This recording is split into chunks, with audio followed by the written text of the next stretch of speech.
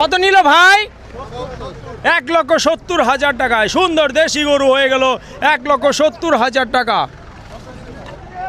1,35,000 টাকায় সুন্দর আরেকটি দেশি গরু হয়ে গেল দিয়াবাড়ি হাট থেকে। কত নিয়েছে বড় ভাই? 1,28,000। মাশাআল্লাহ, অনেক সুন্দর গরু, দেশি গরু 1,28,000 টাকায় বিক্রি হলো দিয়াবাড়ি হাট থেকে।